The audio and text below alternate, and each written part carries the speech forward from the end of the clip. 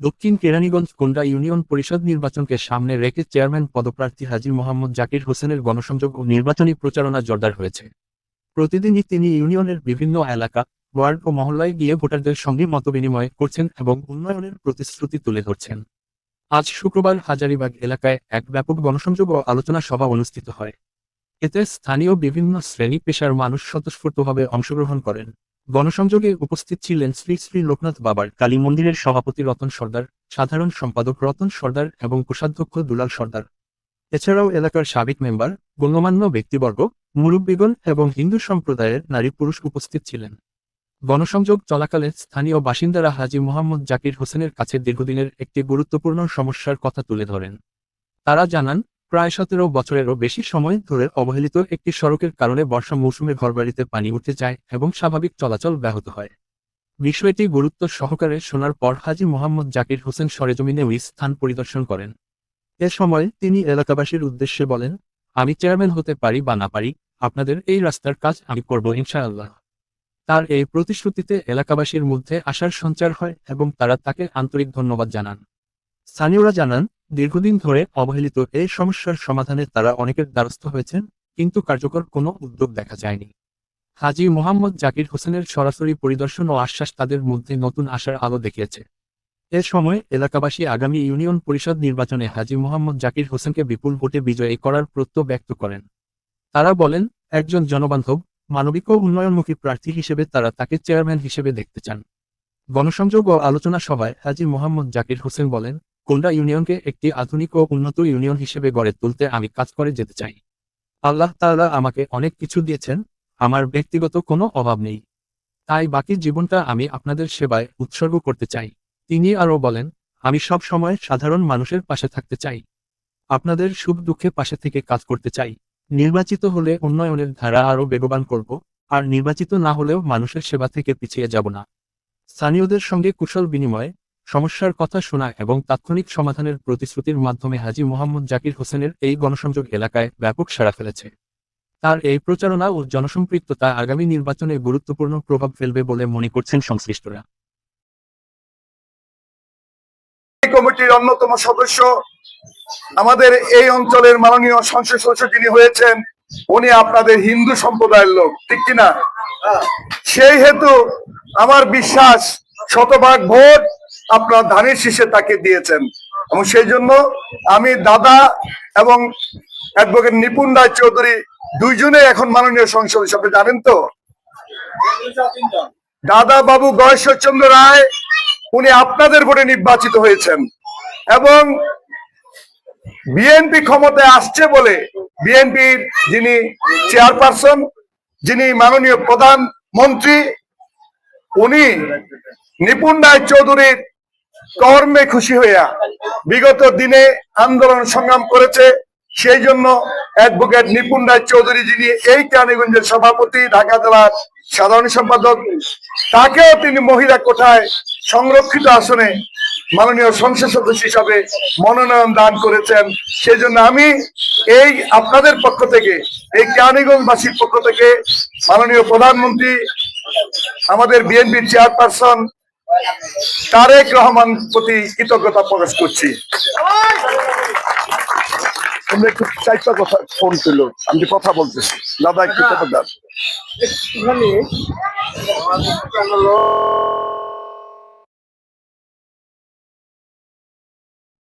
আরে আমি তো চিনি চিনি চিনি চিনি আমাদের এই খুবই বয়স্ক ব্যক্তি শ্রীবাবু পঞ্চানন্দ বাবুকে আজকে ফুলের মালা দিয়ে বরণ করে নিচ্ছেন আপনাদের হিন্দু সম্প্রদায়ের আমাদের প্রাণগের সভাপতি বিজয় বাবু। তিনি অত্যন্ত, আমি ছোটবেলা থেকে তাকে চিনি, উনি অত্যন্ত, তিনি আমাদের মানুষদের নিরাপত্তার জন্য, মানুষদের যারা ঘুম আসতে পারে ওনার মতো লোকেরা, সেই স্বাধীনতার পর থেকে তিনি আমাদের নিরাপত্তার দায়িত্ব তিনি দিয়েছেন রাত্রিবেলা। আপনারা জানেন এটা?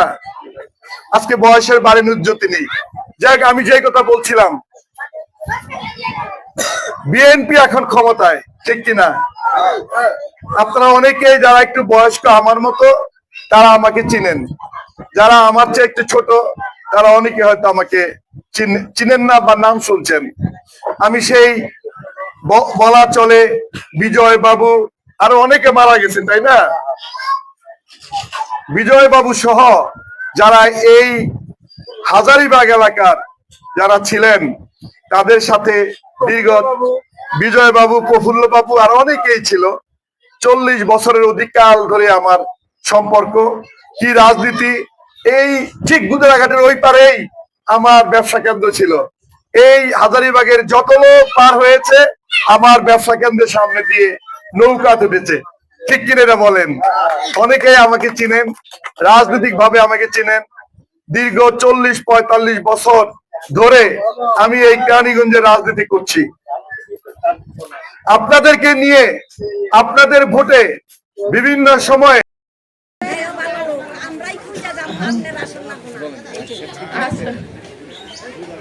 সবাই ভালো থাকেন, দোয়া করি। আর সামনে কিন্তু আমরা নির্বাচনে দাঁড়াইতেছি।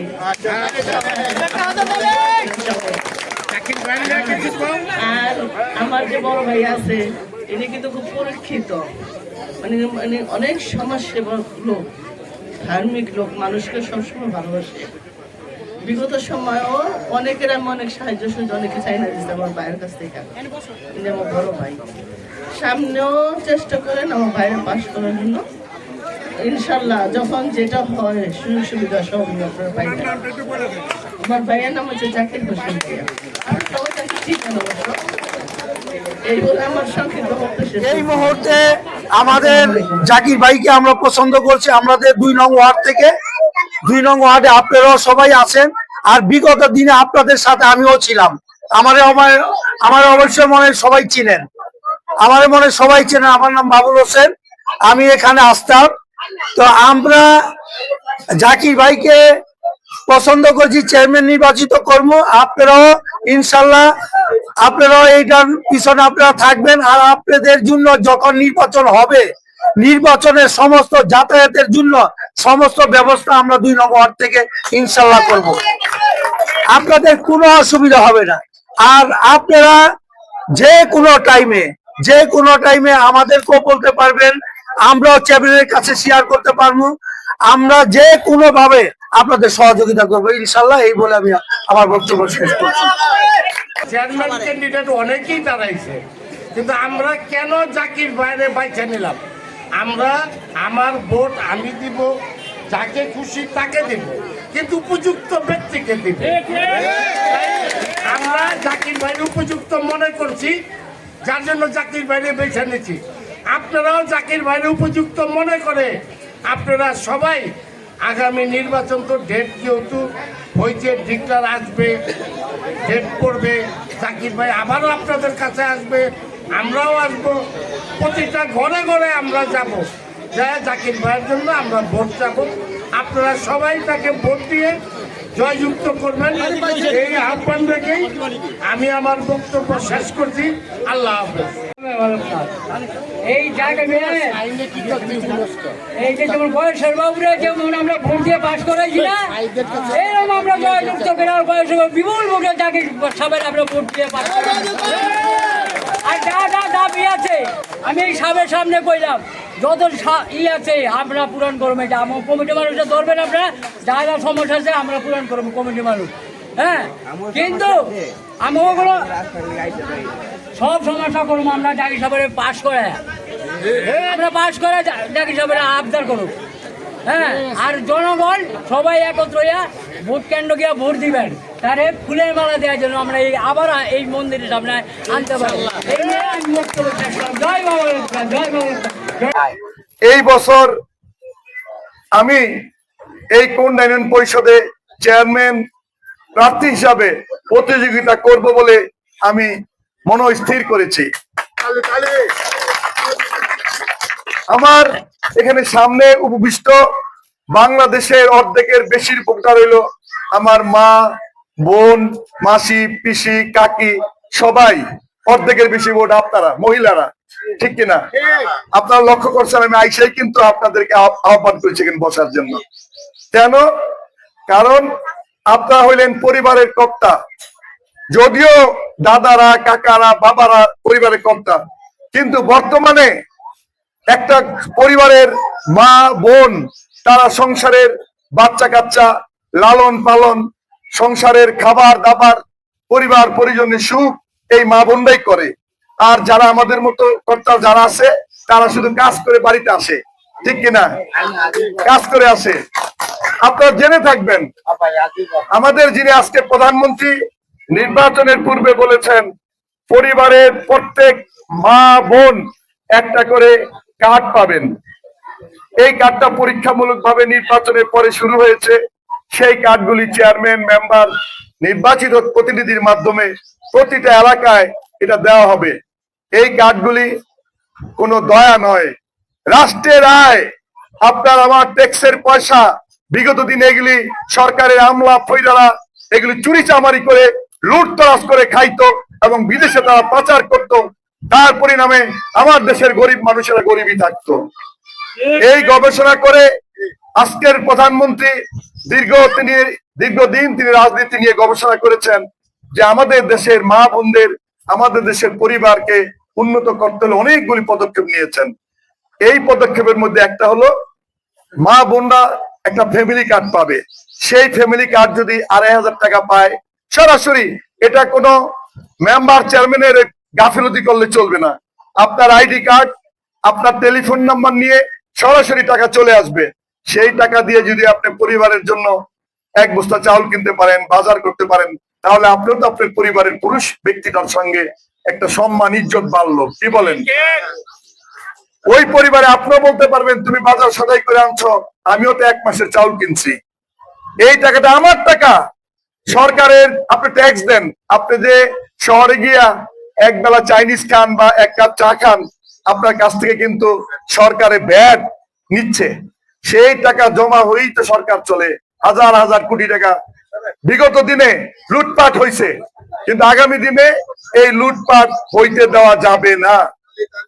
যদি লুটপাট হয় বিগত সরকারের যেমন হয়েছে, তাহলে আমাদের অবস্থা তো তেমনই হবে। কি বলেন? নাকি না? ইতিহাস তাই সাক্ষী দেয়। অতএব আমার বয়স হয়েছে এখন, মোটামুটি বলা চলে। আমি কিন্তু সে আগের ছোট জাকির না, আমার বয়স হয়েছে। আমার বয়স প্রায় 65 হয়েছে। আমি দীর্ঘ 40 বছর রাজনীতি করছি।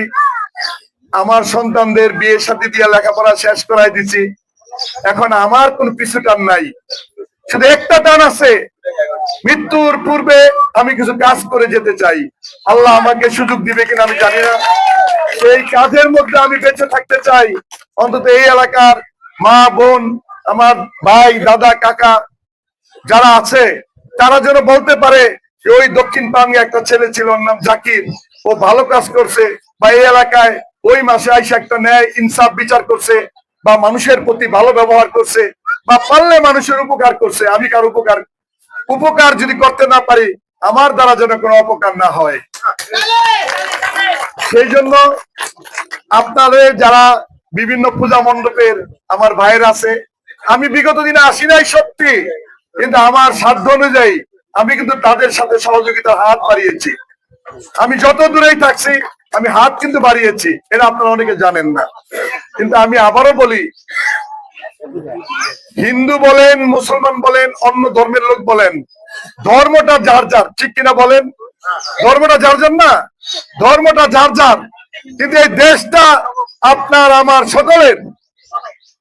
আপনারা হিন্দু সম্প্রদায়ের মা বোন ভাই বোন অনেকে মনে করে কি যে আমরা মনে হয় দ্বিতীয় শ্রেণীর। না, জন্মগত সূত্রে বাপ দাদার 14 গোষ্ঠীর জন্মগত সূত্রে এই বাংলাদেশের নাগরিক আপনারা, আমরা সবাই। এই দেশটা আমার বাবার একার না, এই দেশটা শুধু মুসলমানদের না, এই দেশটা হিন্দু মুসলমান বৌদ্ধ খ্রিস্টান সকলের মিলা এই দেশটা। সেই জন্য বলবো, ধর্ম যার যার আপনারা আমরা পালন করবো, তো দেশটা আমাদের সকলের। এই দেশ নিয়ে আমাদের চিন্তা করতে হবে। সেই সুবাদে আমি চেয়ারম্যান হিসাবে নির্বাচন করবো আগামীতে। আপনারা কি আমাকে ভোট দিবেন? দোয়া করবেন আমি যেন সুস্থ থাকতে পারি। নির্বাচন সরকার কবে ঘোষণা করে আমি জানি না, কিন্তু আমি আপনাদের সাথে পরিচিত হচ্ছে এই জন্য। হঠাৎ করে যদি এসে বলি আমাকে অমুক পার্কে একটা ভোট দিবেন, আপনারা বলবেন কবে দাঁড়াইলো এবার বাড়ি কই, আর চিনি না, জানলাম না, শুনলাম না, এইটাই একটা কথা। এই জন্য আমি সব জায়গায় যাচ্ছি, আপনাদের সমস্ত